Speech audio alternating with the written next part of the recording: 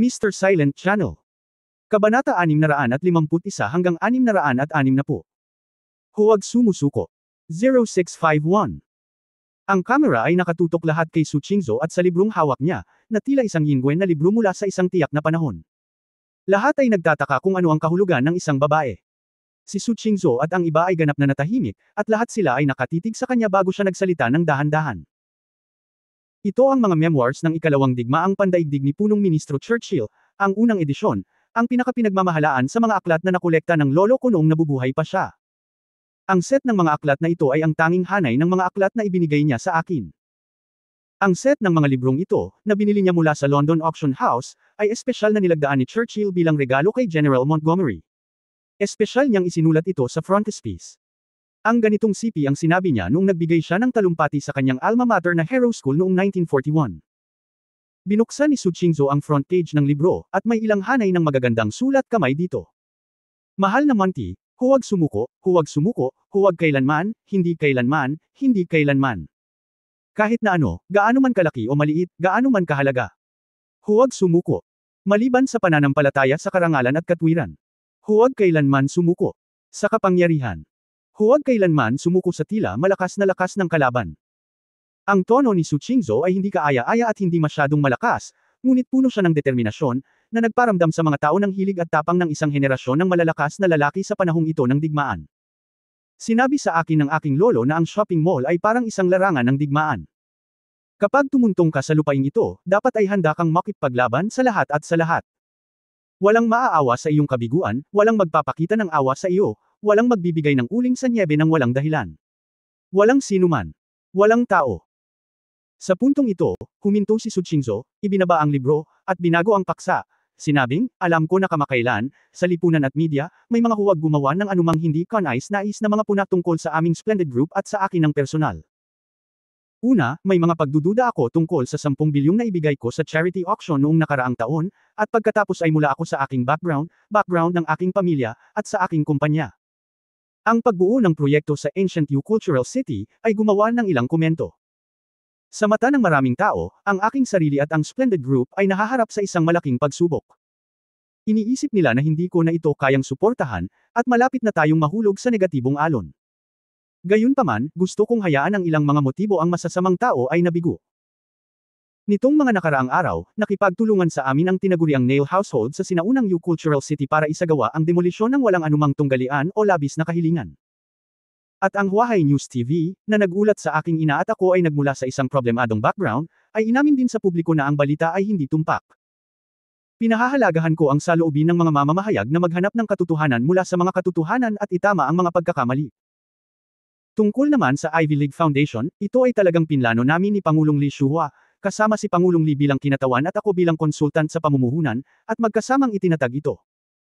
Maraming tao ang nag-iisip na ako ay isang pseudo-charity, at nangongolekta lang ako ng pera sa ngalan ng isang pondo, para patuloy akong kumita. I have to say, I think medyo katawa-tawa at nakakaawa ang mga taong may ganyang ideya. Sabi ni Su Qingzhou, at itinuro ang malaking screen sa likod, isang graph ang agad na ipinakita dito. Sa graph na ito, 12 ng mga kumpanya at institusyong pang-agham na pananaliksik ang nakalista. Ito ay mula sa aking universidad araw. Sa kanyang sariling pangalan, siya ay namuhunan sa higit sa 70 mga kumpanya at 20 mga instituto ng pananaliksik. Ang halaga ng pamumuhunan ay lumampas sa 6 na bilyon. Sa sandaling lumabas ang mga salitang ito, ang mga sumusunod na grupo ng mga mamamahayag at media ay nagkakagulo, at ang mga flashlight ay binuksan ng galit na galit. Malakas na sinabi ni Su Qingzhou, kahit na walang pundasyon, hindi ako tumigil sa pamumuhunan sa iba't ibang larangan. Pamumuhunan sa iba't ibang proyektong pananaliksik sa siyensya at mga proyektong pang-imprastruktura. Hindi naman ako nag-i-invest para kumita, syempre kadalasan ang investments ko ay nagbubunga, pero hindi yun ang dominanteng factor.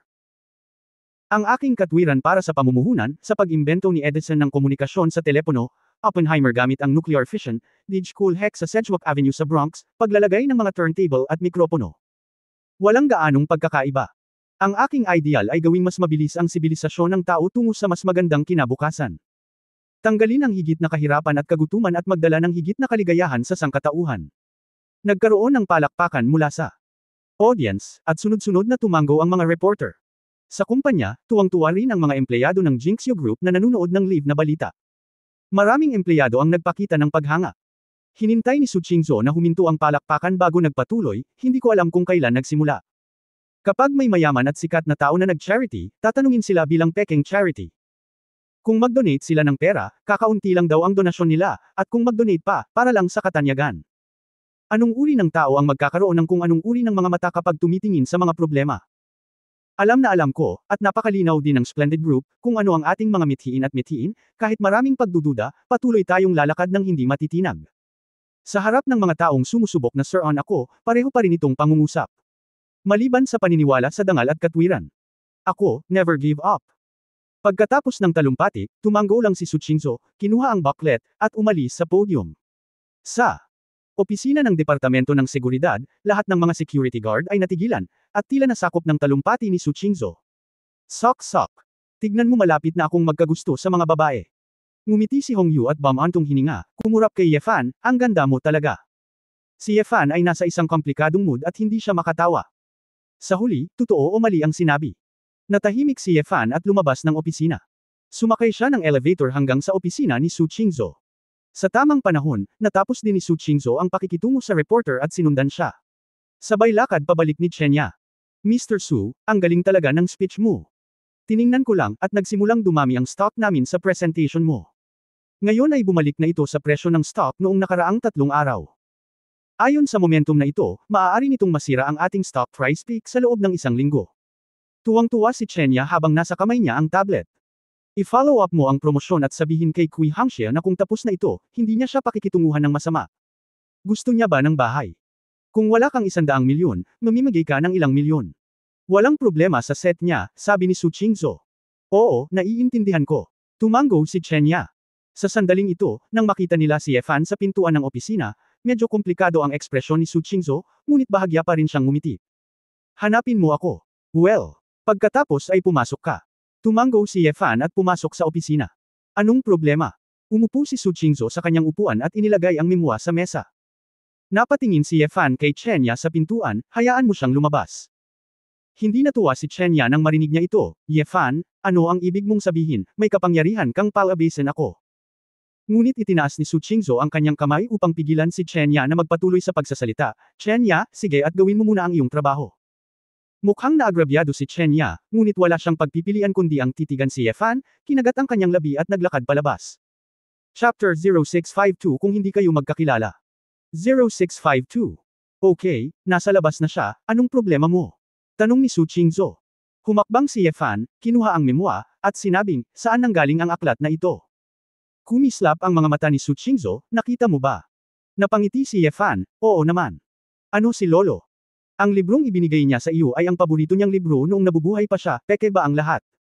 Kinagat ni Su Qingzhou ang kanyang mga labi, paano mo malalaman, ito ay peke? Dahil, ang totoong set ay nasa aking mga kamay, sabi ni Ye Fan. Natigilan si Su Qingzhou, ang kanyang magagandang mata ay nakatingin kay Ye Fan ng walang laman, at pagkaraan ng ilang sandali, bumantong hininga siya, kaya iyon ang nangyari. Ito ay isang regalo ng bagong taon mula kay Azazel 1 taon, bagaman hindi ko pa nababasa ang set ng mga librong ito, ngunit inilalagay ko ito sa Purgatory Island. Ngayon ko lang naisip, posible kayang may palihim na naglabas ng libro ko para sa auction. Natawa si Ye Fan sa kanyang sarili, kung ganoon talaga, sa tingin ko ito ay mas katanggap-tanggap. Sinabi ni Su Qingzhou, hindi mahalaga, gayunpaman, ang epekto na gusto ko ay nakamit. Kahit na ang aklat na ito ay hindi ang tunay na libro, ito ay isa ring mataas na imitasyon. Kahit may dumating para maghanap ng mali, kailangan ko lang sabihin na niloko ang lolo ko. Hindi ito nakakaapekto sa anumang bagay. Mapait na sinabi ni Ye Fan, asawa. Ilang salita ang totoo at ilan ang mali. Sumimangot si Su Qingzhou, anong ibig mong sabihin, anong mali sa sinabi ko? Ikaw ay isang negosyante, gusto mong kumita ng pera, naiintindihan ko, ngunit kung gagamitin mo ang relasyon sa pagitan namin ni Dean Li, at gagamitin mo si Dean Li, para gumawa ng pondo upang mapataas ang presyo ng bahagi ng Jinxiu Group, nang hindi sinasabi sa akin ng malinaw ng maaga. Talagang hindi ako katanggap-tanggap. Matigas na sinabi ni Ye Fan, maaari mo akong gamitin, ngunit hindi mo ba maaaring gamitin si Pangulong Li? Siya ay isang ordinaryong mapag-alaga na matandang lalaki lamang. Gusto lang niyang gumawa ng mabubuting gawa sa buong buhay niya at kunin ang mga nalulungkot nating mga anak. At sinasamantala ang kanyang kabaitan. Mapagparaya ka ba talaga? Nagyelo ang magandang mukha ni Su Qingzhou, may nagawa ba akong mali? Pagkatapos kong maging foundation, natural na mas maraming tao ang makikinabang sa mga proyektong ipinuhunan ko. Hindi ba ito isang mabuting gawa? Kahit tulungan ako ni Dean Lee, pero wala akong ginawa para mabaigaw siya, ano ang magagawa ko para maawa sa kanya? Hindi ito ang problema, alam mong nanloloko ito. Iniisip ni Dean Lee na ikaw ay isang mabait na puso at ibigay ang iyong pera. Lumabas ka, ngunit siya ay kinukwenta mo mula sa simula hanggang sa huli. Alam mo ang relasyon niya sa akin, at alam mong hindi niya gagamitin ang pera. Sa simula, ang iyong unang konsiderasyon ay hindi ang paggawa ng kawanggawa, ngunit ang pagtaas ng presyo ng bahagi ng Jinxu Group.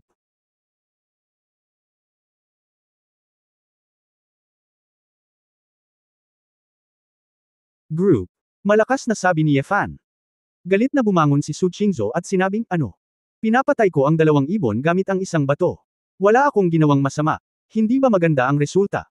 Ganyan ka pa rin mag-isip. Alam mo ba kung gaano ka masasaktan sa ganyang resulta? Puso ng mga tao. Nagtataka si Yefan, napakahirap bang kamustahin ako ng maaga, o kausapin si Dinli ng hayagan at tapat? Bakit mo kami tinatrato ng mga tanga at ginagawa mo ang mga kalkulasyon ng mag-isa? Hindi ka man lang ba naniniwala sa akin? Hindi ako nagsusumikap na saktan ang mga tao, at hindi ako gumagawa ng masama, kaya bakit mo ako sinisisi ng ganito? Kailangan ko bang sabihin sa iyo ang lahat at gumawa ng mga desisyon ng walang pahintulot mo? Ano bang nagawa kong mali? Sinong nasaktan ko? Lahat ba ng ginagawa ko ay masama para sa iyo, Pangulong Lee, at sa mga bata sa ampunan? Hindi ba mas maraming tao ang makikinabang? Naiinis ka. Galit na galit si Su Qingzhou kung kaya't ang kanyang dibdib ay kumakabog at bumaba. Walang magawang umiling si Yefan, palagi kang ganito, ginagawa ang lahat ng iyong makakaya upang makamit ang iyong mga layunin, nang hindi isinasaalang-alang ang damdamin ng iba, kung ang lahat ay natatakpan ng mabuti, ito ay talagang hindi mahalaga, ngunit kapag ang katotohanan ay nabunyag, ito ay mas makakasakit ng mga tao. Hindi ito nagdudulot ng anumang masamang impluensya, ngunit ang puso ng mga tao ay puno ng laman, at ang mga kasinungalingan ay kasinungalingan. Walang sino man ang makakatanggap ng patuloy na niloloko at ginagamit. Hindi kaya kung sasabihin mo sa akin ng maaga, pipigilan kita. Wala ka bang tiwala sa akin masyado? Mahigpit na kinuyam ni Su Qingzhou ang kanyang pink na kamao, at may kumikinang sa kanyang mga mata, gusto mong pagkatiwalaan kita. Pagkatapos ay tatanungin kita, sino ang kasama mo sa hapunan kaninang tanghali? Natigilan si Yefan at may napagtanto, sinundan mo ako. Ha? Wala akong kakayahang sumunod sa marangal na hari ng impyerno, nagkataon lang na may nakakita sa iyo at sa iyong munting manliligaw sa garahe at ikaw ay katulad ko. Kaya narito ang tanong, mahal kong asawa, gusto mo ako paano kita mapagkakatiwalaan? Paano ko sasabihin sa iyo ang lahat? Tanong ni Su Qingzhou. Sinabi ni Yefan sa malalim na boses, sino ang nagsabi sa iyo? Sa tingin mo, may kinalaman ba ito? Hindi mahalaga kung sino ang nagsabi sa akin, ito ang katotohanan. Sinabi ni Su Qingzhou, naglalaro ka kung saan-saan mag-isa, at kung hihilingin mo sa akin ito at iyon, bakit ako aasa sa iyo para sa lahat? Okay, inaamin ko na hindi kita matitiis sa bagay na ito, ngunit may itatanong ako sa iyo.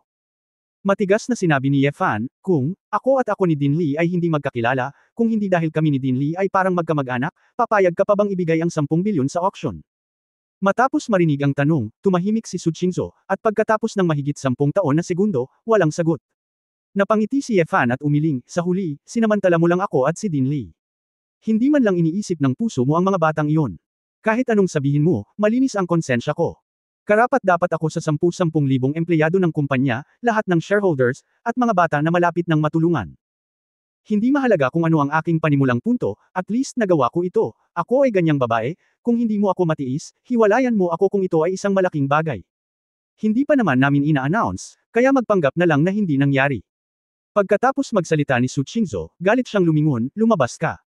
Ayokong makita ka. Si Yefan ay nabalisa at lalo pang nanlamig, ang babaeng nasa harap niya at ang mga kamakailang serye ng mga pagtatanghal ay nagpagulo sa kanya. Ito ba ang Su Qingzhou na talagang gusto niya, hindi pa ba siya nakakaintindi noon, o nagbago na ba siya? Tahimik na tumalikod si Yefan at lumabas ng opisina. Nang dumaan sa opisina ng assistant, nakita ni Yefan si Chenya na umiinom ng kape sa loob. Mukhang hindi sinasadya ni Chenya ang pinto. Nang makita ang pangit na mukha ni Yefan, bahagyang umangat ang sulok ng bibig ni Chenya. Bakit, pinagalitan ni President Su? Pagmamalaki ni Chenya. Napapikit si Yefan, kaya ikaw pala. Ngumuso si Chenya, kung gusto mong hindi malaman ng mga tao, huwag mong gawin ito sa iyong sarili. Ngumiti si Yefan, pumasok, lumapit kay Chenya, at malamig na tumingin sa kanya. Nakaramdam ng kaunting pressure si Chenya. Naalala niya na si Yefan ay napakahusay, at natatakot siya ngunit ayaw niyang sumuko, ikaw. Anong gusto mo? Gusto mo akong patulan? Babae lang ang mayroon ka. Alok ng Kabanata 0653. 0653. Tumingin sa kanya si Yefan saglit, pagkatapos ay ngumisi, nabalitaan ko na malapit na ang iyong magagandang bagay, nakilala mo ba ang mga magulang ng iyong kasintahan noong bagong taon? Nagulat si Chenya sa biglaang paksang ito, at natigilan siya ng matagal bago siya sumagot. Lumapit siya, namula at sinabing, "What's your business?" Isang kasamahan, huwag masyadong mag-alala tungkol dito, nakangiting sabi ni Yefan. Isang masalimuot na kulay ang sumilay sa mga mata ni Chenya, at malamig siyang ngumuso. Huwag kang mag-alala tungkol dito, mangyaring lumabas ka. Nagtaka si Yefan, ano ang problema, hindi ba ito maayos? Wala akong obligasyon na sagutin ka, personal privacy ko ito, malamig na sabi ni Chenya.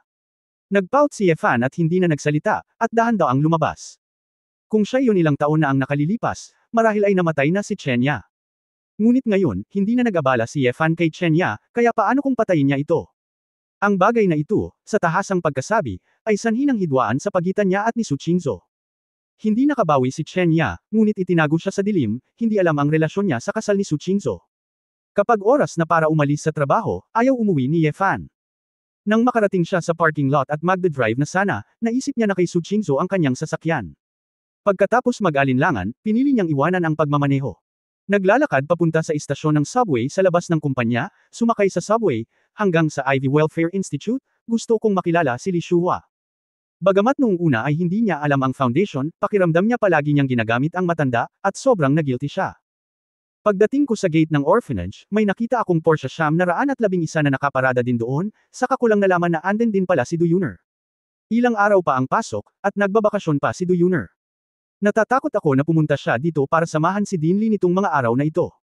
Nang maglakad ako papunta sa opisina ni Dean Lee, nakita ko sina Dean Lee at Du Yuner na nanonood ng TV ng magkasama. Uminom ang dalawa ng puer tea sa isang tahimik at mainit na kapaligiran. Sumandal si Yefan sa pinto at nanood sandali, hanggang sa tumayo si Du Yuner at nagbuhos ng tsaa para kay Pangulong Lee, at pagkatapos ay nakita niya ito. Kuya Yefan, kailan ka dumating, bakit hindi ka tumunog? Nagulat na sabi ni Du Yuner. Nandito si Fan. Tumalikod si Dean Lee at nakangiting sinabi, bakit hindi ka nag-hello? Mag-isa ka ba? Miss Su. Umiling si Yefan at pilit na ngumiti, nag-iisa ako. Halika at tingnan. Oo, si Miss Su siguro sobrang busy. Isa akong matandang babae na tamad gumawa ng mga bagay-bagay. Kailangan niyang gawin lahat ng gawain ng foundation. Mahirap talaga para sa kanya. Nanood ako ng balita kaninang hapon at si Yuner, sobrang daming sasabihin. Napakaganda, ngayon ay gamaan ang loob ko, Li Shuhua pursed her lips and smiled. Pinag-isipan ito ni Yefan saglit, ngunit wala pa ring planong kausapin si Li Shuhua tungkol dito. Ang pagpapalim sa matanda, ito ay makakadagdag lamang sa kalungkutan, at ito ay hindi kailangan. Sana mas marami akong matulungan na tao sa hinaharap, at hindi mawawala ang lahat ng iyong pagsusumikap, Din, sabi ni Yefan. Oo naman, napakabait na tao ni Miss Su, natatawang sabi ni Li Shuhua. Nakabati na ako sa mga tao mula sa gobyerno, at ilan sa mga dati kong kaibigan na gumagawa ng charity work, at mas bibigyan din nila ng pansin ng Ivy Foundation. Tumango si Yefan, bagamat ang kanyang mukha ay nakangiti, ang kanyang puso ay lalong hindi komportable. Sinabi ni Du Yuner, Brother Yefan, bakit hindi ka rin maghapunan dito, bababa ako at tutulong sa mga auntie, oras na para sa hapunan. Sige, tulungan mo rin ako. Hindi makayanan ni Yefan na patuloy na tumingin kay Dean Lee. Kasama si Du Yuner, kumain kami sa orphanage, at nakipaglaro sa ilang bata saglit. Mabilis ang oras, at bago ko namalayan, halos 10:00 na ng gabi. Lumabas ang dalawa sa gate ng orphanage, at nag-aalalang nagtanong si Du Yuner, Brother Yefan, may problema ka ba? Nagkakaroon ba kayo ng conflict ni Sister Su? Paano mo nalaman? Tiningnan ni Yefan ang babae nang hindi inaasahan. I can feel a little bit. It stands to reason that today is a good day for the Splendid Group. Hindi ba ang presyo ng stock ay umaabot sa limitasyon, ngunit narito ka, sa palagay ko ay mayroon kang away ni Sister Su, sabi ni Du Yuner. Mapait na ngumiti si Yefan, dahil nakikita mo ito, malamang nakita rin ito ni Direk Lee. Napakasama ba kung magtago? Hindi sinasabi ni Dean Lee, sa tingin ko ay wala, at ikaw ay hindi. Bata siya, paano siya palaging nag-aalala tungkol dito? Ngumiti si Du Yuner at sinabing, kung ayaw mong umuwi, sasamahan kita sa hapunan. Hindi mapigilan ni Yefan na matuwa, inabot niya at hinawakan ang ulo ni Du Yuner, talagang lumaki na si Sister Yuner, at kailangan niyang ihatid ang kanyang kapatid sa hapunan. Magiliw na sinabi ni Du Yuner, Brother Yefan. Huwag mong hawakan ang ulo ko. Hindi na ako maliit na babae. Okay, Du teacher, tawagan si Teacher Do sa head office. Tumawa si Yefan. Halos pareho lang. Matangkad na ngumiti si Du Yuner at binati si Yefan para pumasok sa kotse. Hindi nagtagal, tumama ang Porsche sa kalsada at nagmaneho patungo sa isang buhay na komersyal na kalye sa Huahay. Matapos ay parada ang sasakyan, nakakita ang dalawa ng isang gabi-gabi na barbecue restaurant. Umorder si Yefan ng ilang bote ng beer at kumain ng seafood. Walang ganang kumain si Duyuner, kaya kumain siya ng ilang inihaw na gulay at tumigil sa pagkain ng juice. Hinawakan ng babae ang kanyang pisngi sa isang kamay at tahimik na tumingin kay Yefan, na may kontentong ngiti sa gilid ng kanyang bibig. Matapos malaman ni Yefan, hindi niya maiwasang matigilan, Yuner, ano ang tinitingnan mo sa akin, kumain ka na. Busog na ako, panoorin mo na lang kumain si Brother Yefan, sabi ni Duyuner. Kung gayon hindi mo kailangang titigan ako sa lahat ng oras, iniisip ng iba na magkasintahan tayo, biro ni Yefan. Nang marinig ito ni Duyuner, namula ang kanyang mukha, at dali-dali niyang ibinaling ang tingin, kung gayon ay hindi na ako titingin sa iyo. Hindi napigilan ni Yefan ang matawa at sinabing, Yuner, seryoso, may isang mabuting lalaki na humabol sa iyo kamakailan. Dapat ay umibig ka rin at gusto mong magpakasal, di ba?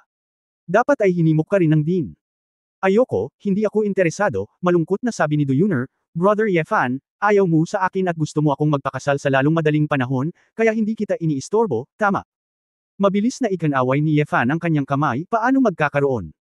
Nag-aalala lang ako tungkol dito. Paano ko mahahanap si Yuner na iniinis ka? Hindi ka napapayagang magtanong nito simula ngayon. Sabi ni Duyuner. Nang natulala si Yefan, nakita niya ang isang lalaking may nakaistilong silver gray na hairstyle, mga hikaw, isang rivet leather jacket at leather na pantalon, mga 1.85 metro ang taas, na tumayo mula sa malapit na mesa at naglakad. Na may ngiti sa kanyang mukha, medyo kaakit-akit at masama, ngumiti siya kay Duyuner. Beauty, halika at maupo ka sa table namin, kilalanin mo ako, gusto kitang ituloy. Bahagyang nakataas ang mga sulok ng bibig ni Yefan, iniisip na ito ay kawili-wili. Habang nagsasalita siya, naroon si Gao Fashuai na dumating upang kunin ang inisyatiba na ituloy ito. Ito ay talagang direkta. Natigilan si Duyuner, biglang kinabahan at napahiya, namula at sinabing, I'm sorry. Ay, hindi ko binalak umibig, kalimutan na natin. Kinusot-kusot ng lalaki ang kanyang mga mata, na nagpapakita ng hitsura ng pang-aalipusta, at casual na nagtanong, magkano ang iyong presyo? Nagtaka si Duyuner, anong presyo? Magkano, willing ka bang maging girlfriend ko? Ngumiti ng masama ang lalaki, napakasimpleng katotohanan, nakakatamad magpanggap na tanga. Chapter 0654 Naniniwala ka ba sa akin? 0654. Hindi ito tungkol sa pera, nakasimangot si Duyuner at medyo hindi komportable, ayoko.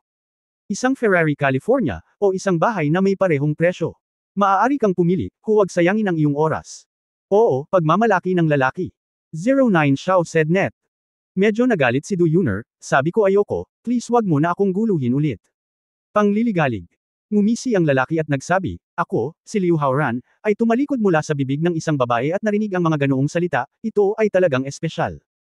Bumantong hininga si Yefan at sinabing, dude, bumalik ka, ayaw ng babae, at hindi mo mapipilit ang iba, kung hindi, nakakatamad.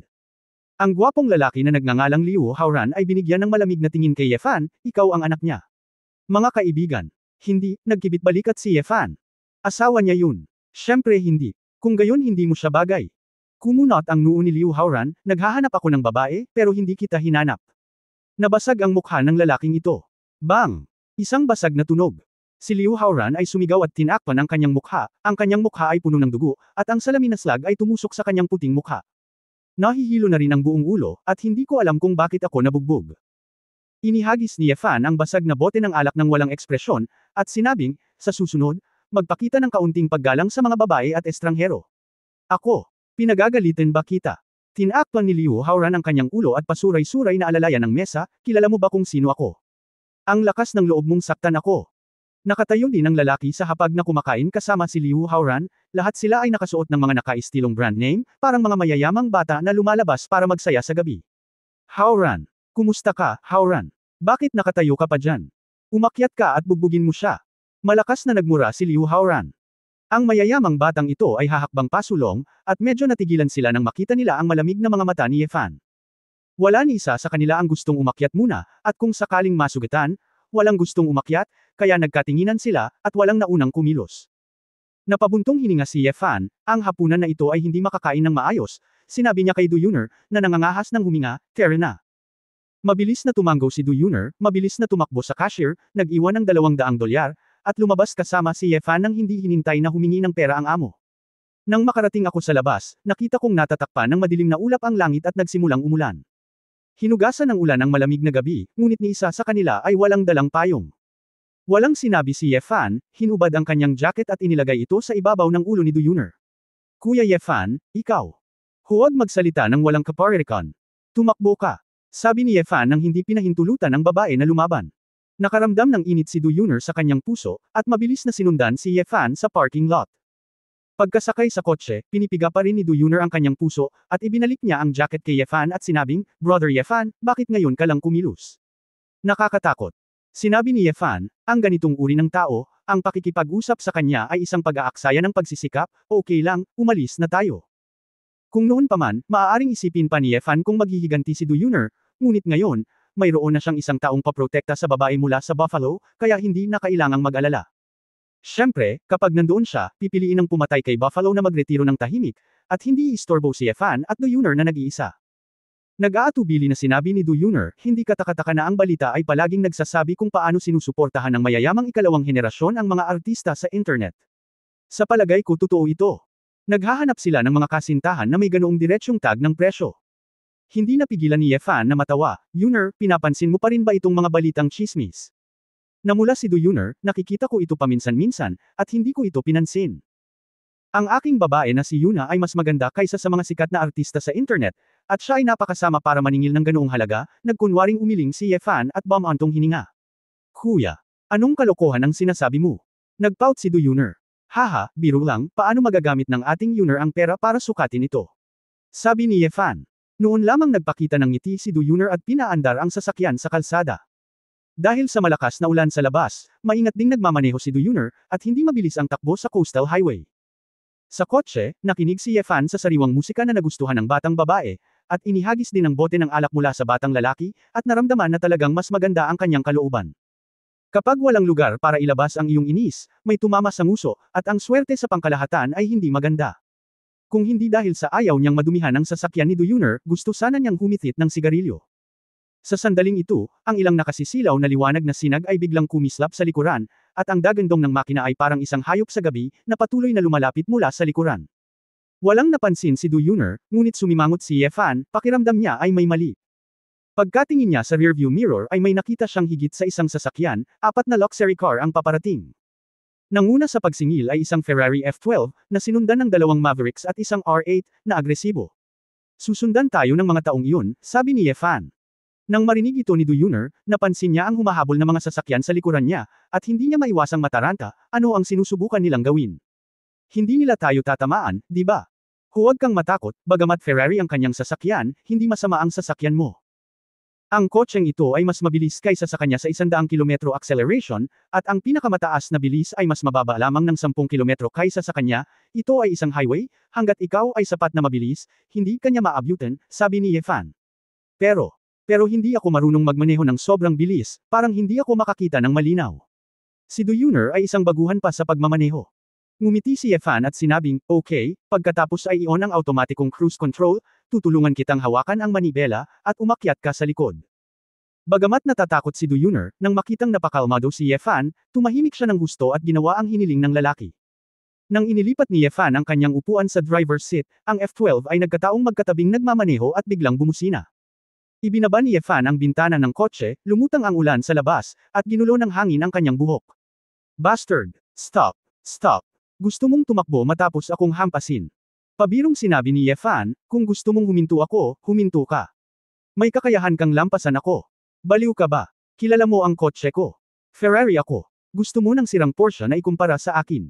Kahit na ang presyo ay higit sa doble sa iyo, maaaring hindi mo matalo ang aking sirang kotse. Sabi ni Yefan. Haha. Kami ay kabilang sa Huahay Supercar Club, gusto mo bang makipagkumpetensya sa akin sa iyong mga kasanayan sa pagmamaneho? Maaari mong subukan ito, nena si Yefan. Mabuti naman. Sa Central Avenue ang endpoint, kung mapapanalo mo ang Laosu, magiging iyo ang F12 na ito. Kapag natalo ka, aalisin ko ang babaeng iyon ngayong gabi. Sigaw ni Liu Haoran. Napapikit si Yefan, lumingon at tinanong si Duyuner, naniniwala ka ba sa akin? Kabanata 0655 wala. 0655. Natigilan si Duyuner saglit. Nakita niya ang walang kapantay na tiwala at tapang sa mga mata ng lalaki. Bagamat siya ay labis na hindi mapalagay, tumanggaw siya ng pilit, oo. Huwag mong pilitin, bagaman imposible para sa akin.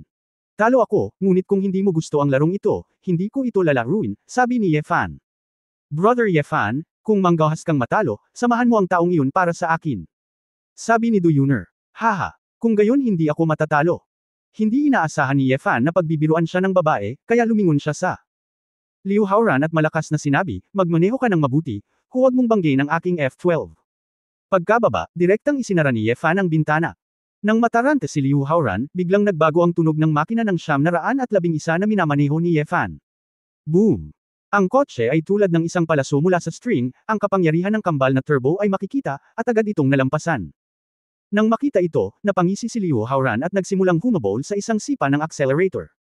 Ang isa ay isang supercar na may malaking displacement na natural aspirated na makina, at ang isa ay isang twin turbocharged na sports car na may medyo maliit na displacement. Hinahabol mo ako sa isang tuwid na linya, at mahirap sabihin ang pagkakaiba dahil sa impluwensya ng ulan at ilang sasakyan sa kalsada. She. Gayunpaman, nang makarating sa kanto, pinatay ni Ye Fan ang ilan sa mga sistema ng kaligtasan ng sasakyan, at biglang nagsimulang iangat ang handbrake, at ang kotse ay gumawa ng magandang drifting action. Ang Porsche ay parang kidlat, nakakapit sa gilid ng kalsada sa mga sulok, ang mga gulong ay pinunasan ng sizzling na paso ng gulong, bumubulusok na ulan at puting usok. Napatulala si Liu Haoran, na bumabagal at naka-corner. Hindi niya inaasahan na gagamit si Ye Fan ng ganoong sasakyan para gumawa ng drifting corner, at napakapanganib nito, na parang lilipad ito sa kalsada kung ilang sentimetro ang layo nito. Ang pangunahing punto ay umuulan pa rin. Si Ye Fan ay parang namamatay, at hindi siya natatakot sa mad-ulash na kalsada kapag tag-ulan. Pagkatapos mag-anod sa ilang sulok, humiwalay na si Ye Fan. Si Du Yuner, na nakaupo sa likuran, ay napaka-emosyonal. Hindi niya akalain na kapag si Ye Fan ang nagmaneho ng kanyang sasakyan, ito ay magiging napakabilis at hindi kapanipaniwala. Nang i-drive ni Ye Fan ang kotse patungo sa napagkasunduang kalsada, walang bakas ng 4 na sasakyan sa likod. Nakahanap si Ye Fan ng bus stop na walang tao sa gilid ng kalsada, naglakad pababa, nagsindi ng sigarilyo, at humitit ng ilang puff, nakita lang ang ilang supercar na late na dumating. Lumabas ng kotse si Liu Haoran na may ayaw ang mukha, namamaga pa rin ang mukha, medyo nakakatawa. Natalo ako, hindi ko inasahan na ikaw ay isang master, ngunit ito ay isang Ferrari lamang, wala akong pakialam, kunin mo ang kotse na ito. Inihagis ni Liu Haoran ang susi ng Ferrari sa harap ni Ye Fan, at hinawakan ito ni Ye Fan. Gayunpaman, pagkatapos itong tingnan ni Ye Fan, ibinalik niya ito kay Liu Haoran. Bakit? Natarante si Liu Haoran, sa tingin mo hindi ko kayang matalo. Sinabi ni Ye Fan, naglalaro lang ako simula pa lang, at wala akong balak na kunin ang kapatid ko bilang taya, kaya kahit manalo ako, ikaw ay hindi ko alam kung paano sumakay ng kotse, at bukod sa nakakapagod magmaneho sa lungsod, hindi ako interesado. Saglit na natigilan si Liu Haoran, pagkatapos ay tumawa, tama na ang paghila mo, ngunit napaka-interesante mo, kaya mong magmaneho hanggang mamatay, at matatalo mo ako, kung may kakayahan ka, makikilala kita kung matalo mo ako, interesado ka ba? Sumali sa aming club. Walang interes, sa mga mata ni Ye Fan, ang grupong ito ng mga tao ay parang naglalaro lang ng mga bumper car, nakakatamad makipaglaro sa kanila. Anong ugali mo? Inimbitahan ka namin ni Liu Xiao, hindi ka pa rin ba masaya? Gusto mo bang tumambay sa Huahay? Hindi nasiyahan ang isa pang gwapong lalaki na sumunod. Maaaring labag sa batas ang hindi magmaneho kasama mo sa lahat ng mga taon na ito. Hindi napigilan ni Ye Fan ang matawa. Iniunat ni Liu Haoran ang kanyang kamay para pigilan ang lalaki at sinabing, Sanji, kalimutan mo na, ngayon ay may nakilala tayong eksperto. Nang marinig ito ng lalaking nagngangalang Sanji, lumingon siya at sinabing, Liu Xiao, napakalawak mo talaga, hindi ako makatiis. Bumulong si Ye Fan sa kanyang puso na sinasamantala ng kanyang damdamin ang pagkakataon para mambola siya. Umiling siya at naglakad pabalik sa sasakyan pagkatapos manigarilyo. Guro, sa susunod na magbago ang isip mo, maaari kang pumunta sa aming club at maghanap sa mobile map para malaman kung nasaan ito. Ikan-away ni Liu Haoran ang kanyang kamay. Hindi gaanong nagsalita si Ye Fan, at hiniling kay Du Yuner na ipagpatuloy ang pagmamaneho. Pumasok siya sa co-pilot at umalis. Pagkaalis ni Ye Fan at Du Yuner, nagtanong si Sanji sa mahinang boses, Liu Xiao, gusto mo bang tingnan ang plaka? Siguradong mahahanap mo ang sisiw na iyon. Hindi na kailangan, handa akong aminin ang pagkatalo, napakaraming sisiw sa mundo, at ang lalaking ito, sa palagay ko, hindi mo ba nakikita na wala siyang ibig sabihin na matakot sa amin? Tumango si Sanji, si Liu Xiaoying ay matalino. Nga pala, nagsasalita tungkol sa batang babae, si Sanji, kamusta ka at ang katulong ni Su Qingzhou na iyon? Tanong ni Liu Haoran. Makapanatag ka Liu Xiao, kontrolado ang lahat, at hindi makakatakas si Chenya sa aking palad, nakangiting sabi ni Son Jixi. Well, ang aming pangunahing target ay ang Splendid Group. Ang paggamit kay Chenya ay isang taktika lamang, at ang mga sundalo ay hindi napapagod sa panlilinlang. No wonder we Ngunit kung talagang gusto mo ang sisiw na iyon, maaari mo siyang i-recruit sa hinaharap. Ngayon, huwag kang magkukulang dahil sa personal na pag-ibig. Liu Haoran Kalsada. May bakas ng pang-aalipusta sa mga mata ni Sunji, Liu Xiao, na gusto ni Chenya na magkaroon ng walang mukha at katawan na walang figura, paano ko siya magugustuhan? Huwag kang mag-alala, hinding-hindi ko talaga magagalaw ang puso ko. Haha, ikaw bata, ako ay tulad ng iyong bangis tulad ng isang ligaw na aso. Tinapik ni Liu Haoran ang balikat ni Sunji, huwag kang mag-alala, pagkatapos nito, hahanap ako ng isang dosina o higit pang mga babaeng kasing laki ng modelo na maglilingkod sa iyo. Tumango si Sunji at nagmamadaling yumuko. Salamat, Liu Xiao. Ang ulan, si Du Yun'er ay nagmaneho ng higit sa 10 minuto bago niya naalala ang isang bagay. Kuya Ye Fan, babalik ka ba? Hindi niya tinanong si Ye Fan kung ano ang mga plano ngayong gabi. Napakamot ng buhok si Ye Fan, ayaw talaga niyang umuwi, dahil hindi niya alam kung paano haharapin si Su Qingzhou, at nagdadalawang isip kung pupunta ba siya sa Zia Tea House o sa bahay ni Feng Yueying. Bakit hindi ka pumunta sa bahay ko, may guest room naman, lakas loob ni Du Yun'er at biglang nagtanong. Nag-isip sandali si Ye Fan, pagkatapos ay nag-alinlangan, Yun'er, nahihirapan ka ba? Ayos lang, binili ni Kuya Ye Fan ang bahay para sa akin. Kailan mo ako nakilala ng ganito? Nakangiting sabi ni Du Yun'er. Hindi gaanong nagsalita si Ye Fan, kung gayon, guguluhin kita ngayong gabi. Oo. Tuwang-tuwa na kinagat ni Du Yun'er ang kanyang ibabang labi at nagmaneho pa uwi. Nang nasa labas na sila ng komunidad, biglang huminto si Du Yun'er sa tabi ng kalsada. Brother Ye Fan, pupunta ako sa convenience store at bibili ng kung ano. Bakit hindi kita bibilhin? Umuulan sa labas. Okay lang, hindi naman ako ganun kaselan. Tumakbo si Du Yun'er palabas ng kotse, bitbit ang isang maliit na bag at pumasok sa 24 na hour convenience store. Maya-maya, tumakbo na siya palabas. Nang makitang napakabilis ng babae, nagtanong si Ye Fan, ano ang binili mo? Namula si Du Yun'er at sinabing, hindi. Wala. Kabanata 0656 sa salamin. 0656. Naisip ni Ye Fan sa kanyang sarili na marahil ito ay parang mga sanitary napkin, maliit na privacy ng mga babae, ngunit masyado siyang nagsasalita. Pagdating sa bahay ni Du Yun'er, medyo nabigla ang dalaga matapos buksan ang mga ilaw. Tutal, madaling araw na at may lalaki sa bahay, na unang pagkakataon para kay Du Yun'er. Kapatid na Ye Fan, ikaw, ako. Hindi alam ni Du Yun'er ang sasabihin. Sige, ingatan mo sarili mo, maliligo ako tapos matutulog na ako. Tinapik ni Ye Fan ang balikat ng babae. Nang marinig ito ni Du Yun'er, nagmamadali siyang pumunta sa banyo at kumuha ng mga bagong tuwalya at toothbrush sa cabinet, para sa iyo ito, bago lahat. Napangiti si Ye Fan at sinabing, handa ka ng gusto, wala na akong marami sa hinaharap. Halika at manatili sandali, hindi mo ba sayang itong tuwalya at toothbrush? Kanina lang. Nangyari lang, namula si Du Yun'er. Sa ilalim ng puting liwanag, ang mahiyain at umiiwas na mga mata ng dalaga ay nagmistulang purong puting narcissus. Saglit na tinitigan ni Ye Fan si Du Yun'er, at lalong uminit ang mukha ni Du Yun'er. Kuya Ye Fan, ikaw, anong tinitingin-tingin mo? Naisip ko, gusto mo bang panoorin akong maligo? Napagtanto ni Du Yun'er na oras na para lumabas siya, at nagmamadaling tumakbo palabas. Sa banyo, maghugas ka na. Umiling si Ye Fan at ngumiti ng mapait. Talagang hinangaan niya ang kanyang determinasyon. Hindi talaga kayang pigilan ng gayong mapang-akit na kagandahan. Kung ikaw ang matandang sarili, tiyak na susugurin mo ang babaeng ito at gagawin ito.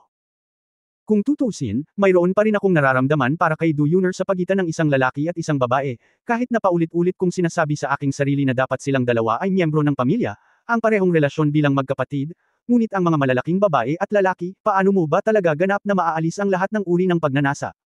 Napabuntong hininga si Ye Fan sa kanyang puso, naligo, at pagkatapos ay naalala ang damit na panloob na hindi niya binago. Iniisip ko pa lang kung ano ang gagawin, narinig ko ang boses ni Du Yun'er na nagsabi, Brother Ye Fan, naghanda ako ng mga damit na panloob para sa iyo, ilagay ang mga ito sa pintuan ng banyo, at ikaw mismo ang kumuha nito. Natigilan si Ye Fan, okay. Sigurado ba itong babaeng ito na mabubuhay siya balang araw? Kinuha ko ang underwear sa pinto at sinubukan ko, at talagang kasya ito. Pumasok si Ye Fan sa sala at nakitang binuksan ni Du Yun'er ang central aircon, at naging mainit ang silid. Nakasuot ng manipis na pink lace nightdress ang dalaga at walang gana sa panunood ng TV. Ayos lang ako, Yun'er, gusto mo bang maglaba? Tanong ni Ye Fan. Bumangon si Du Yun'er at tumango, Kuya Ye Fan, tutulungan kitang ayusin ang kama. Nasa guest room lahat. Maliligo muna ako. Si Ye Fan ay hindi nagmamadaling matulog, at pinanood ang midnight news replay sa sala. Sa balita, marami akong nakitang ulat tungkol kina Jin Shujin Tuan at Su Qingzhou, hindi maiwasan ni Ye Fan na mamiss ang babae sa bahay. Sa katunayan, batid din ni Ye Fan ang kalupitan ng mga shopping mall, at alam din niya na mula sa pananaw ni Su Qingzhou, hindi siya sumusobra. Gayunpaman, mula sa pananaw ni Yefan, sa pagkakataong ito kahit si Dean Lee ay ginamit, at pagkatapos ng lahat ay nakaramdam siya ng hindi komportable. At sa pag-iisip sa ibang posisyon, alam din ni Yefan na tiyak na hindi nasisiyahan si Su Qingzhou sa ibang mga babae sa labas, kaya pagkatapos na makaipon sa isang tiyak na lawak, sumiklab ang alitan sa pagitan ng dalawa. Ito ay hindi lamang problema ng Ivy League Foundation, ngunit higit pa, ito ay sanhi ng akumulasyon ng iba't ibang komplikadong problema ng dalawang tao. Siguro may ilang contradiction at alitan sa pagitan ng mag-asawa pagkatapos ng lahat, na kailangang mamagitan at mabagal. Ito ang tanging paraan. Sa ngayon, ayaw munang isipin ni Yefan kung sino ang tama at kung sino ang mali. May mga bagay na hindi na mababago. Maaari lamang niyang gamitin ang oras upang burahin ang ilang hindi kanais-nais na mga marka. Kung ang lahat ay kailangang suriin ng malinaw, si Yefan ay nakaramdam ng sobrang pagod. Pagkaraan ng ilang sandali ng pag-alis ng laman ng aking ulo, bago ko namalayan, 20 minuto ang lumipas. Naamoy ni Yefan ang pabango ng shower gel mula sa kanyang ilong. Si Du Yuner, nabasa pa ang buhok, ay nagbalot ng bath towel at lumapit sa kanya at nagtanong, "Brother Yefan, pwede mo ba akong bigyan ng pabor?" Yefan sa pagtingin sa maselang mukha ng babae, punong-puno ng mga mata, isang pares ng payat na binti, payat at tuwid, at ang bangin sa dibdib, ito ay pumupukaw ng walang katapusang pag-iisip. Hindi ko maiwasang umungol sa aking puso, hindi ko ito nakitang ganoon kabilis kung ano. Anong tulong? Wala sa mood si Yefan na mag-isip ng kahit ano ng sabay-sabay. Paanong hindi tumugon si Yefan, isang normal na lalaki, kung napakaganda niya? Sinabi ni Du Yuner, mas mahirap para sa akin na hipan ang aking buhok. Gabi na. Gusto kong tulungan ako ni Brother Yefan na hipan ito. Karaniwan akong pumupunta sa tindahan ng shampoo sa ibaba upang hipan ito, ngunit wala akong oras ngayon. Ngumiti si Yefan at sinabing, nakakapagod talaga ang buhok ng mga babae, kailangan mong hipan ito ng matagal. Kahit na sinabi niya yun, kaagad na pumayag si Yefan at sinundan ang babae sa banyo. Nakaharap sa salamin, sinimulang gamitin ni Yefan ang hair dryer, habang sinisipilyo ang asul na sutla ng babae, habang hinihipan ito ng maayos. Pagtingin sa salamin, tinitigan ni Du Yuner ang lalaking nasa likod niya ng may mapupungay na mga mata, at ang saya sa kanyang puso ay hindi maipaliwanag. Naramdaman din ni Yefan na medyo malabo ang kapaligiran. Hindi niya maiwasang tumingin sa nakabaligtad na bahagi sa ibaba ng Du Yuner. Hindi sapat ang lapad ng bath towel na tila nakasuot ng mixing palda na nagkotikip sa kanyang balakang na sobrang sexy. Hindi na makapaghintay si Yefan na iangat ang bath towel gamit ang kanyang mga kamay para makita ang buong tanawin sa ibaba. Brother Yefan, naaalala mo ba, noong bata pa ako, pinatuyo mo ang buhok ko pagkatapos hugasan ang buhok ko? Tanong ni Du Yuner. Siyempre naaalala ko. Noong mga oras na iyon, may hair dryer sa courtyard. Ninakaw ko ito sa silid ng Dean para hipan ang iyong buhok, ngunit nasunog ang tubig, at galit na galit ang Dean. Naalala ni Yefan ang nakaraan at mapangiti si Hart. Bahagyang ibinaling ni Du Yuner ang kanyang mga mata, at ngumiti ng makahulugan, noong oras na iyon, tiningnan kita sa salamin, at patuloy kang nakatitig sa aking buhok. Ngayon, ang iyong mga mata ay hindi gaanong tapat. Mukhang napahiya si Yefan, at nabighani siya dito kaya natuklasan ito ni Du Yuner. Namula ang kanyang mukha, ngumiti si Yefan at sinabing, sino ang nagpamukha kay Yuner na napakaganda ngayon, matangkad at hubog, kami ng iyong kapatid ay mga normal na lalaki din.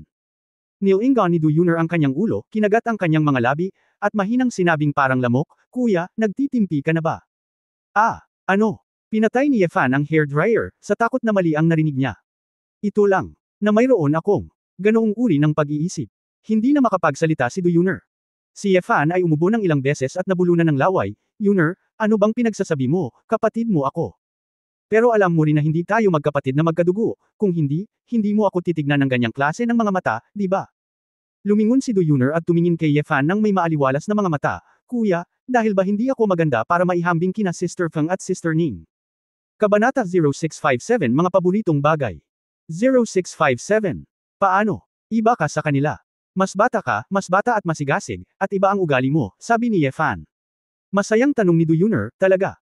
Naramdaman ni Yefan na lalong nagiging out of control ang sitwasyon, ngunit hindi niya maiwasang tumango, hindi ako magsisinungaling sa iyo. Alam ko, yung Yefan, gusto mo ba? Ganito ba ako? Lalong gamaan ang boses ni Du Yuner, na may bahid ng pangamba at pagkabalisa. Nababaliw na si Yefan, tulala siya para hindi magustuhan ng ganoong babae, syempre gusto ko, tanga na babae. 2 beses na kumislap ang basang mga mata ni Du Yuner, at masayang sinabi niya, ako. Ako nga. Kung si Brother Yefan, sa palagay ko matatanggap ko ang anumang gusto mong gawin ko. Ang mga mata ni Du Yuner ay naging mas maamo, at ang halimuyak ng kanyang hininga ay tila may dalang isang uri ng catalysta, na naging dahilan upang unti-unting mag-isip si Yefan sa kanyang isipan. Parami ng parami ang blanco, hindi na magising. Sa ilalim ng puting liwanag, ang balat ng dalaga ay parang suet jade, kasing kinis at malinis na parang may kumikinang na halo. Lalong bumigat ang paghinga ni Yefan sa banyo. Alam niya na kung gumawa siya ng isang tiyak na hakbang, hindi na niya babalikan ang nakaraan. Ang relasyon nila ni Do Yuner ay magiging mas komplikado. Hindi pero. Pumunta ka sa kanya pero. Napakaraming, ngunit, sa buhay. Gusto ko ang babaeng ito, at ang ibang mga batang babae ay napakatapang na halos hindi sila naiiba sa pagpapahayag ng kanilang sarili. Hindi ba siya duwag kung siya ay mahiyain? Anong relasyon, anong responsibilidad, lahat, ayaw nang isipin ni Yefan. Niyakap niya ang baywang ni Do Yuner at hinalikan ito ng mariin.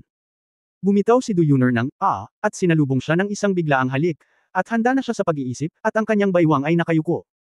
Ang bath towel ay hindi alam kung ito ay napunit ni Yefan, o kung ito ay nadulas ng mag-isa, anuman ang mangyari, napakaginhawa para sa kamay ni Yefan na kumilos ng walang ingat sa babae. Kuya Yefan, dahan, dahan. Ang kamay ni Do Yuner ay mahinang nakakabit sa dibdib ni Yefan, pumunta ka sa kwarto. Naamoy ni Yefan ang halimuyak ng batang babae mula sa leeg ng sisni ng babae, at pinananatili niya si Qingming at sinabi sa kanya na ito ang unang pagkakataon para kay Do Yuner, at maaaring siya ay masyadong bastos. Tumanggaw siya, at niyakap ng isang prinsesa at dinala si Do Yuner sa kanyang kwarto. Habang naghuhubad si Yefan, kinuha ni Do Yuner ang bag sa bedside table at naglabas ng bagong kahon ng mga saplot mula rito. Brother Yefan, gagamitin mo ba ito mamaya? Namula si Do Yuner at nasunog ang kanyang mga tainga. Yuner, ngayon ka lang ba nagpunta sa convenience store? Biglang napagtanto ni Yefan na hindi niya napigil ang matawa nang maisip niya ang babaeng tumakbong mag-isa sa tindahan para bumili ng bagay na ito. Nahihiyang tumalikod si Do Yuner at nagtago sa ilalim ng kubrekama, Brother Yefan, huwag mo akong pagtawanan. Ako, gusto ko lang gawing mas madali para sa iyo. Hinayla ni Yefan ang kubrekama at tiningnan ang nakakulot na batang babae. Hinalikan niya ang bastos niyang mukha, hindi kita tinawanan, pero paano mo malalaman na gusto kita ngayong gabi? Dahil, nag-alinlangan si Do Yuner. Sabihin mo, bakit? Gumalaw ang kamay ni Yefan sa ilalim ng kubrekama. Lalong namula ang mukha ni Do Yuner, at bumulong siya, dahil. Kapatid na Yefan, ikaw. Marami kang babae, malamang na gusto mo ang ganitong bagay. Pumayag kang matulog sa bahay ko sa gabi. Akala ko gusto mo ako. Hindi alam ni Yefan kung tatawa ba siya o iiyak, sa mga mata ni Do Yuner, siya ay talagang isang tao. Siyempre, hindi itinatanggi ni Yefan na gusto niya ang magagandang babae. Ganyan pala ang tingin ni Yuner sa akin. Tapos handa ka pa ring sundan ako. Pagtataka ni Yefan. Well, bulong ni Do Yuner, kahit na si Brother Yefan. Ganyan ang klase ng tao, pero mabait ka sa akin. Mahal na mahal pa rin kita. Hindi pa nakarinig si Yefan ng ganoong kataim-time na vernacular. Pag-amin, hindi talaga ito maaaring maging mas totoo, kaya nasasabi ni Do Yuner ang ganoong bagay. Ang iyong kasarian ay sa iyo, ngunit hindi ito pumipigil sa iyo na maging mabait sa akin. Kuya Yefan, galit ka ba? Naaawang tanong ni Do Yuner nang makita niya ang pagkaantala ng lalaki sa pagsasalita at nakaramdam ng kaunting panghihinayang. Huminga ng mahabang hininga si Yefan, kinuha ang kahon, binuksan ito ng dahan-dahan, at sinabing may masamang ngiti, ako ay galit, kaya't paparusahan kita ngayong gabi. Namatay ang mga ilaw pagkatapos ng umulan sa labas magdamag.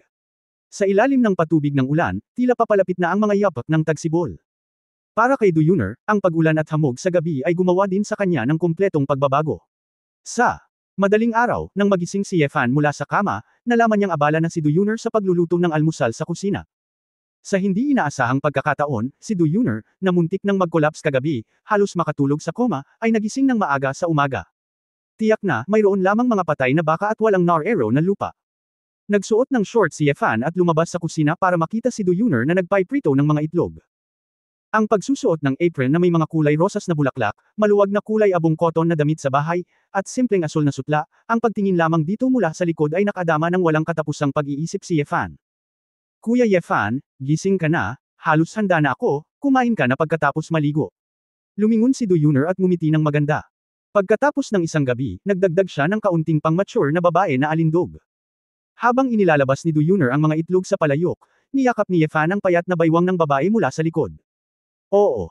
Napasandal si Do Yuner sa dibdib ng lalaki, naramdamang may kamay na umabot sa kanyang damit, kinagat ang kanyang labi at sinabing, Brother Yefan. Anong ginagawa mo? Napaka-energetic ng Yuner ko. Hindi na ba masakit ngayon? Nalaman ni Yefan kagabi na talagang maganda ang physical fitness ni Do Yuner.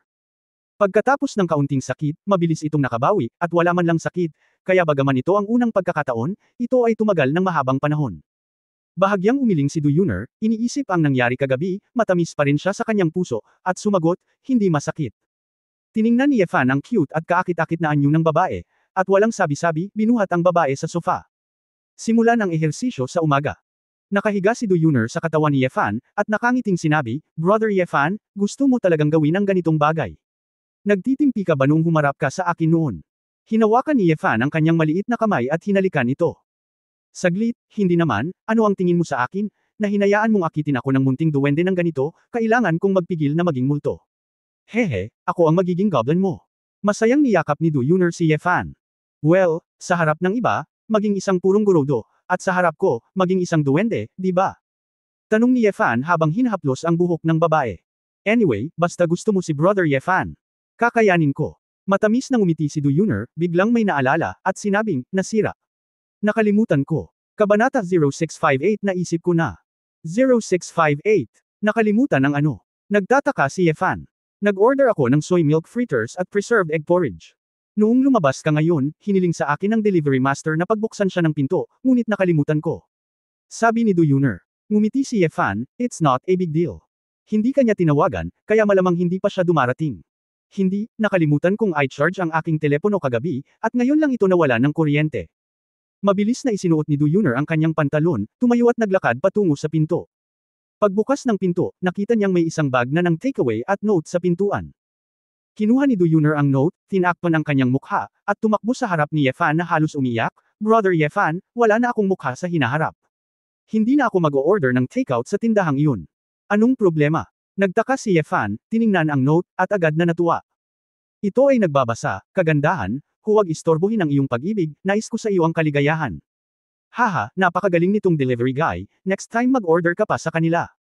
Hindi napigilan ni Yefan ang pagtawa. Mukhang nanlumo si Do Yuner at binitukan si Yefan ng ilang beses, kasalanan mo ang lahat. Kuya Yefan, napakasama mo. Hindi ka makakapidyo sa umaga. Natawa lang si Yefan at naramdaman niya ang lagay ng panahon sa labas. Maaraw noon. Pagkatapos kumain ng masaganang almusal, hindi nagmamadaling umalis si Yefan. Habang si Do Yuner ay hindi pa pumapasok sa trabaho, nadama ni Yefan na mas dapat niya itong samahan. Matapos mabutas ang window paper sa pagitan ng dalawa, nalaman niyang hindi ito nakakahiya, ngunit mas intimate. Brother Yefan, saan mo ako dadalhin para maglaro? Umaasang tanong ni Do Yuner. Saan mo gustong pumunta? Tanong ni Yefan sa kanya. Casual lang ako, okay lang na makasama pa rin si Brother Yefan, walang muwang ang sagot ni Do Yuner, ngunit napakasinsero. Napabuntong hininga si Yefan, ang pinakamahirap na oras sa mundo para pumili ay ang casual na oras. Ngumiti si Do Yuner at sinabing, paano ko ito ayusin? Okay, saan mo gustong pumunta? Tanong ni Yefan. Sa araw, manood tayo ng sine at mamasyal. Kinagabihan, inimbitahan ako ng isang kasamahan ko sa isang party sa kanyang kaarawan. Paano kung sumama ka sa akin? Umaasang tanong ni Do Yuner. Angkop ba para sa akin na pumunta sa kaarawan ng iyong kasamahan? Okay lang, maganda naman ang relasyon namin, at patuloy niya akong hinihimok na humanap ng boyfriend, at palagi niya akong ipinakikilala ng mga lalaki. Sawa na ako. Kaya, ngumiti si Do Yuner. Natigilan si Yefan at naunawaan, bueno, makikinig ako sa iyo, ayaw kong lumitaw ang lahat ng uri ng magugulong lalaki sa aking mga babae. Lalong tumawa si Do Yuner nang marinig niya ito. Nanood ng TV ang dalawa at nagkwekwentuhan sa bahay. Halos tanghali na bago sila pumunta sa kalapit na shopping mall, mananghalian, at pumili ng pelikulang papanoorin. Pagpasok ko sa sinihan, nakita kong walang tao, at nagbook pa silang dalawa ng kwarto. Oh, by the way, hindi weekend ngayon. Kuya Yefan, bale hindi ka pumasok sa trabaho, di ba? Naalala lang ni Do Yuner na may trabaho din si Yefan. Umiling si Yefan na may mapait na ngiti, pag-usapan natin ito sa loob ng ilang araw, gayon paman, para maglaro lang ito. Iniisip pa rin ang tungkol sa away ni Sister Sue, Kuya Yefan, ano ang nangyari sa inyo ni Sister Sue? Si Do Yuner ay napaka-curious. Naramdaman ni Yefan na si Do Yuner ay sarili na niyang babae, hindi pa banggitin na siya ay may malapit na relasyon kay Pangulong Lee, at maaaring makabubuting sabihin sa kanya ang totoo at hayaan siyang mag-isip tungkol dito. Kaya, maikling ipinaliwanag ni Yefan ang buong proseso ng paghawak ni Su Qingzhou sa 10 bilyong pondo ng kawang gawa. Napakamangha ni Sister Sue. Ibig mong sabihin, mula sa simula hanggang sa huli, siya ay nasa kanyang mga kalkulasyon. Si Do Yuner ay lubhang kahanga-hanga at nagulat. Nagtaka si Yefan, Yuner, hindi ka galit sa kanya. Sinamantala niya ang relasyon ko sa Dean. Naaawa ako sa Dean. Well. Nag-isip si Do Yuner saglit, pagkatapos ay umiling at sinabing, hindi ko rin alam, kahit na sa tingin ko ito ay medyo sobra, ngunit hindi ako dapat magalit. Kung tutuusin, win-win situation ang ginagawa ni Sister Sue, at maaaring hindi siya masyadong magaling sa komunikasyon. O kung sanay kang gumawa ng mga bagay ng mag-isa, hindi ka komportable. Anyway, sobrang hinahangaan ko siya. Kung hindi niya ginamit ang din, papalakpakan ko talaga siya. Nakakamangha. Sa tingin mo ba talaga? Sumimangot si Yefan. Oo, tumango si Duyuner, hindi ko alam kung masyado akong walang muwang, gayunpaman, hindi ko akalain na kahit ano ay magiging perpekto, walang perpekto, hindi mo maaaring hilingin kay Sister Su na sakupin ang lahat. Para sa amin, para kay Pangulong Lee, sabi ni Yan, sa pagkakataong ito, maaaring hindi ako komportable at hindi nasisiyahan. Gayunpaman, para sa mga empleyado at shareholder ng Jinxio Group, dapat silang magpasalamat kay Sister Su. Tulad ng pera, walang tama o mali sa sarili nito. Mabuti o masama, ang susi ay nakasalalay sa kung paano ito ginagamit ng mga tao at kung paano ito ituring. Sa palagay mo ba ay hindi sapat na konsiyensya at hindi sapat na kagandahang loob ang perang kinikita ni Sister Su, ngunit hanggat ang perang kinikita ni Sister Su ay talagang nakakatulong sa mas maraming tao, magkakaroon ng ilang mga problema sa proseso. Ano ang kinalaman nito sa mga kapintasan? Natigilan si Yefan, nang sabihin ito ni Duyuner, parang big deal talaga siya dito. Si Su Qingzhou ay orihinal na ganoong uri ng babae. Sanay siyang sumayaw sa gilid ng mall at nakikipaglaban sa magulong undercurrent. Masyadong nakakahiya para sa kanya na maging dalisay at malinaw na parang kristal. Sa huling pagsusuri, ang orihinal na intensyon ni Su Qingzhou ay hindi saktan ang isang tao, at dapat niyang makita ito ng malinaw. Natawa si Yefan sa kanyang sarili, Yuner, ginigising mo talaga ang nananaginip sa isang salita. Oo, bakit hindi ko naisip, lahat ng bagay ay may dalawang panig. Isinandal ni Du Yuner ang kanyang ulo sa balikat ni Yefan, okay. Huwag mo nang isipin iyon ngayon. Kapag kasama mo ako, hindi mo palaging may isip si Sister Su. Kapag bumalik ka, maaari kang makipagkasundo sa kanya. Hinawakan ni Yefan ang buhok ng babae at sumandal para magsimulang manood ng sine. Pagkatapos manood ng pelikula, sinamahan ni Yefan si Du Yuner upang bumili ng ilang bagong damit at mga pampaganda. Siya ay orihinal na nagplano na gumastos ng pera. Kung tutusin, wala na siyang pera ngayon, at lahat ng ito ay gagamitin niya mula sa Splendid Group, kaya imposibleng bumili ng sobra. Anong mahal na bagay? Gayunpaman, pagkatapos nagisingin ng kaunti ni Du Yuner, biglang naisip ni Yefan na siya ay nasa underground world at nakakuha ng mga astronomical asset, bakit hindi niya ito ginamit? Ang proseso ng pagkakaroon ng sarili mong pera ay hindi masyadong malinis, ngunit ang pera mismo ay inosente, at magagamit mo ang perang iyon para makatulong sa mas maraming tao.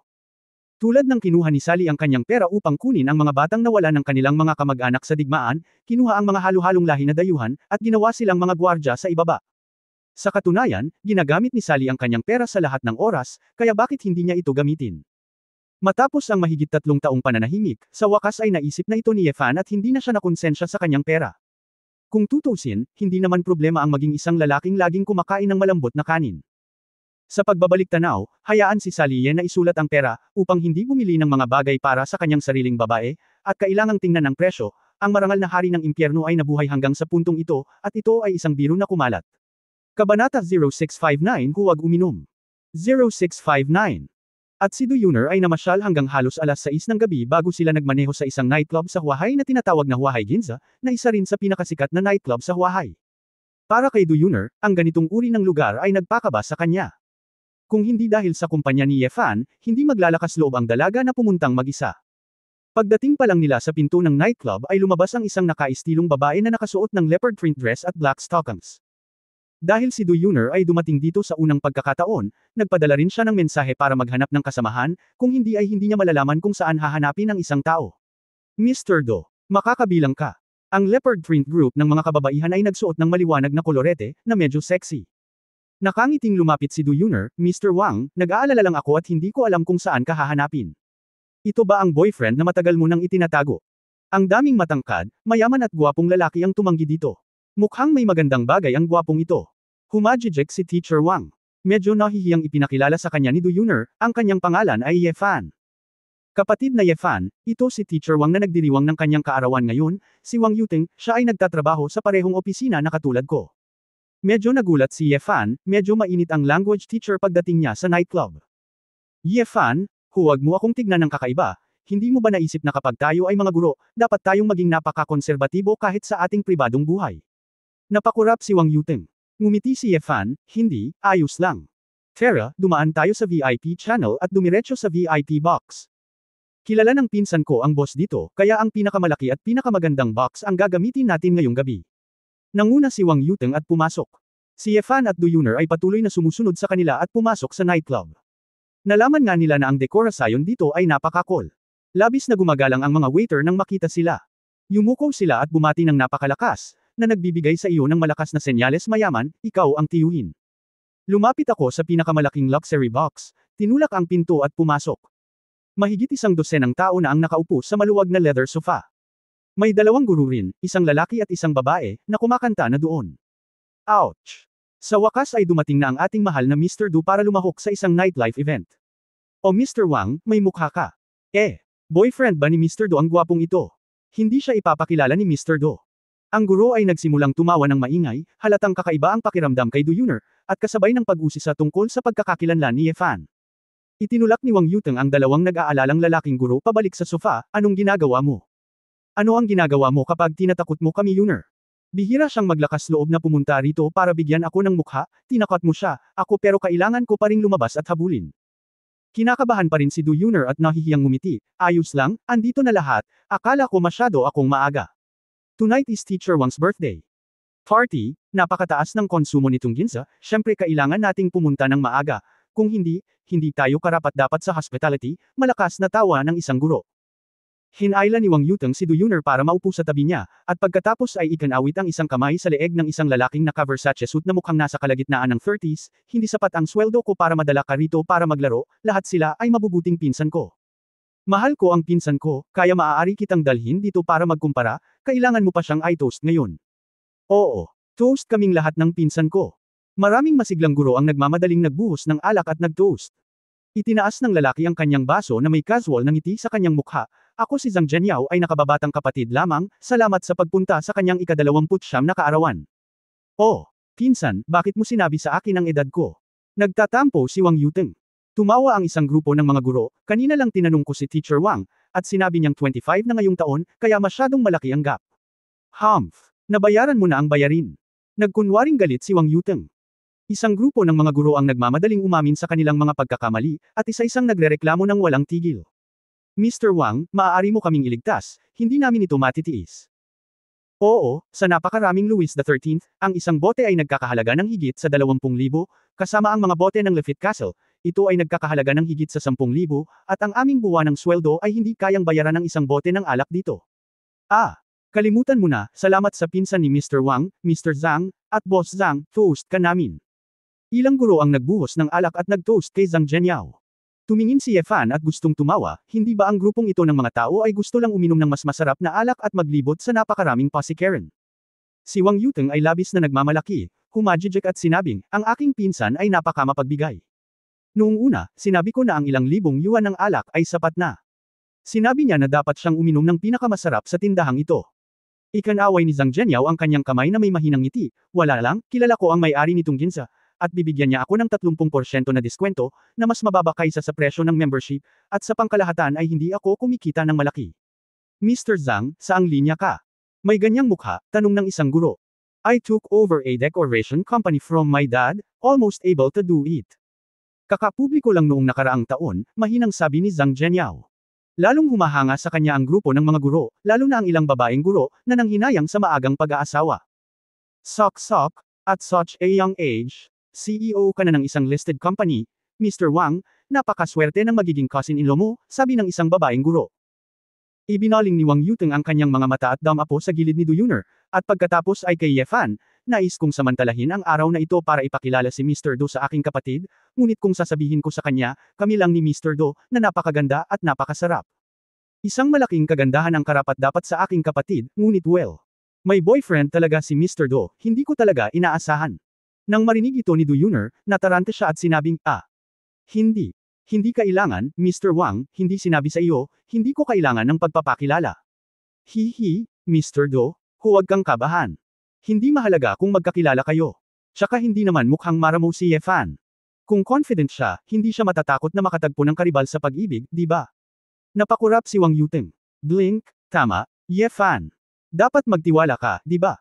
Hindi mapigilan ni Do Yuner na tumingin kay Ye Fan na may bakas ng kawalan ng kakayahan sa kanyang mga mata. Kung alam niyang sinusubukan pa rin ni Wang Yuteng na ipakilala ang kanyang object sa kanya ngayon, hindi siya pupunta. Ayos lang, ang Unico ay dapat na maraming tao ang gusto, pagkatapos ng lahat, siya ay napakahusay, nakangiting sabi ni Ye Fan. Walang pakialam si Ye Fan. Sa pagiging simple ni Do Yuner, paano niya nagawang makipaglaro sa mga aktibong gurong ito? Ang mga mata ni Zhang Zhenyao ay talagang sumulyap kay Do Yuner paminsan-minsan, ngunit hindi ito halata. Sa sandaling ito, kinuha niya ang isang bote ng Louis XIII at inilagay ito sa harap ni Ye Fan, na may kalahating ngiti ngunit medyo malalim na tingin. Ye Fan, ayaw mo bang uminom? Okay ang alak na ito. Kabanata 0660 0660. No need, I'll drink some sugar-free Coke. I will drive the car later and let Yuner have a bar. Naramdaman ni Ye Fan na kasama niya siya, kaya hindi na kailangang uminom ng sobra. Bukod sa pag-inom sa grupong ito ng mga tao ay naiinip din siya. Nang marinig nila ang sugar-free Coke, isang grupo ng mga guro ang hindi napigil ang matawa. Mr. Do, ang cute ng boyfriend mo, gaano mo gustong uminom ng Coke sa halip na uminom ng $10,000 dolyares? Noon pa man ay kilala ni Do Yuner si Ye Fan. Mahilig siyang uminom ng Coke, at sa tingin niya ay hindi ito isang malaking bagay. Hindi niya maintindihan ang pinagtatawanan ng mga guro. Lumibot ang mga mata ni Wang Yuteng, at nakangiti siyang nagtanong, Ye Fan, paano mo nakilala ang aming gurong si Do? Totoong sinabi ni Ye Fan, magkakilala na kami mula noong kami ay nasa orphanage. Magkakilala na kami mula pagkabata. Oh, humihingi ng tawad si Wang Yuteng, I'm sorry. Wala lang, hindi naman masama ang ulila, sanay na ako at si Yuner, nakangiting sabi ni Ye Fan. Kung gayon saan ka nagtatrabaho ngayon? Tanong muli ni Wang Yuteng, ngunit tila tinutulungan si Zhang Zhenyao sa gilid. Nagkibit balikat si Ye Fan, Splendid Group. Natigilan ang lahat ng gurong naroroon, at maging si Zhang Zhenyao ay sumimangot. Wow, Jinxiu Group. Napakalaking kumpanya. Mr. Do, ang ganda ng boyfriend mo. Bumili ang nanay ko ng ilang share sa Jinxiu Group. Kamakailan lang, natakot siya dahil sa atake sa puso at bumagsak ng husto sa loob ng 2 araw.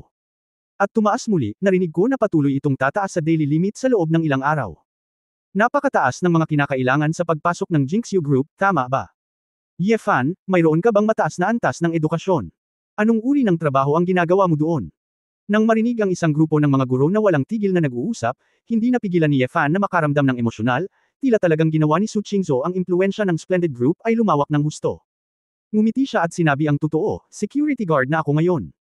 Sa sandaling lumabas ang mga salita, ang kahon ay karaniwang tahimik maliban sa musika na pinatugtog ng mga nagsasalita. After the atmosphere was awkward for about 3 or 4 seconds, iilan lang sa mga guro ang tumawa ng haha. Nako, natakot kami sa kamatayan, sasabihin ko lang, napakabata pa ni Xiaoyi, hindi ito dapat mataas na posisyon. Gayunpaman, napakahusay din ng mga security guard. Bilang isang security guard sa Jinxiu Group, at least hindi bababa ang kita. Isang grupo ng mga guro ang tila inaliw si Ye Fan, na sinasabi sa kanya na huwag pang hinaan ng loob o masaktan. Hindi alam ni Ye Fan kung matatawa o iiyak, hindi ba't isa lang itong propesyon, na parabang isang malaking pagkakamali ang ginawa niya. Umangat din ang mga kilay ni Zhang Zhenyao, lumuwag ang kanyang mukha, at tinapik niya ang balikat ni Ye Fan, hindi malaking bagay na maging security guard, matuto pa sa Splendid Group, bata ka pa, at may mga pagkakataon. Akala ni Ye Fan ay natututo ako sa lahat ng oras, ngunit ang natutunan niya lang ay kung paano maglaro ng mga bagong laro. Nagtaka si Du Yuner, si Ye Fan ay hindi isang assistant noon, bakit siya muling nagpalit ng security guard? Gayunpaman, sa pagkakataong ito, hindi naging komportable para sa kanya na magtanong pa, dahil sa takot na masangkot ang relasyon ni Ye Fan at Su Qingzhou. Xiaoyi, bihira ang pagkakataon ngayon, bakit hindi ka uminom ng Coke, uminom pa ng ilang baso kasama si President Zhang, hindi mo karaniwang inumin itong 10,000 yuan sa isang bote ng alak. Oo, nakakatuwang uminom kasama si President Zhang. Ngayon, baka ni-recruit ka ni President Zhang para maging security captain. Nagtawanan ang ilang guro at sinimulang tawagin si Ye Fan na, Little Leaf, kung tutuusin, mas matanda din sila kay Ye Fan. Walang pakialam na umiling si Ye Fan, hindi, ayaw ko talagang uminom. Kalmadong dumampot ng tabako si Zhang Zhenyao, sinindihan ito, at humigop, ayos lang, inumin mo, kaya ko pa. Teka, gusto ng may-ari nitong tindahan na pumunta at makipag-inuman sa akin. Pupunta ako dyan. Kapag pinakilala kita sa kanya, lahat ng nandito ay makakakuha ng membership card, at libre sila sa admission fee kapag pumasok sila mamaya. Nang marinig ito ng mga guro ay lalo silang natuwa. Masigasig silang nag-toast at sumigaw ng, Salamat, Mr. Zhang. Narinig ko ang lahat, binigyan ako ng aking pinsan ng sapat na mukha ngayon, huwag ay advertise ito kung saan-saan kapag bumalik ka sa paaralan, para hindi ito hingin sa akin ng lahat, puno ng pagmamalaki si Wang Yuteng. Sumulyap si Zhang Zhenyao kay Du Yuner, nakita ang batang babae na nakaupo roon na masunurin, at tila wala sa loob, at nagtanong, Miss Do, hindi mo ba gusto ang 2 uri ng alak na ito? Bakit hindi ko sila hayaang umorder ng iba? Ano ang gusto mong inumin? Sabihin mo na lang. Mabilis na umiling si Du Yuner, hindi. Hindi na kailangan, hindi ako mahilig uminom ng sobra, iinom ako ng juice. Malayo ba dito ang bahay ni Miss Do? Saan ka nakatira ngayon? Tanong ni Zhang Zhenyao. Sa madaling sabi ni Du Yuner tungkol sa komunidad kung saan siya nakatira ngayon. Oh, sarili mong bahay ba si Miss Do? O umuupa? Tanong ni Zhang Zhenyao. Oh, kuya, ano bang problema mo? Ilang taon pa lang nagtatrabaho si Yuner, kaya paano siya makakabili ng bahay? Sabi ni Wang Yuteng. Nagmamadaling ipinaliwanag ni Du Yuner, oo. Binili ito ni Brother Yefan para sa akin, ito ay nasa pangalan ko.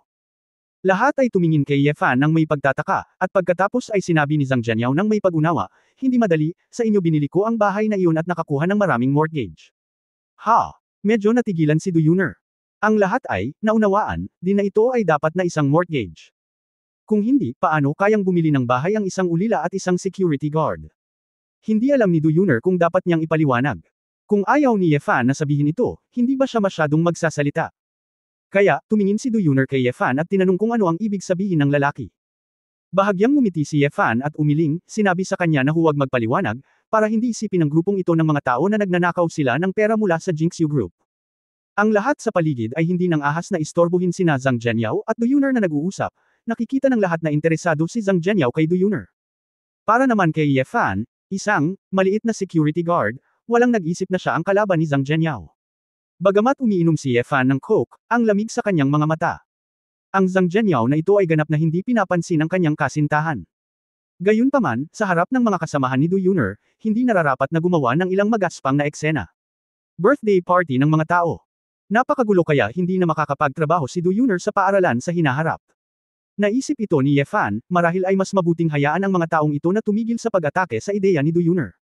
Yuner, punta ako sa banyo. Tinapik ni Yefan ang balikat ng babae. Tumango si Du Yuner, okay. Sa mga mata ni Zhang Zhenyao, may hitsura ng kasiyahan. Sa kanyang opinyon, sa wakas ay nakaalis si Yefan.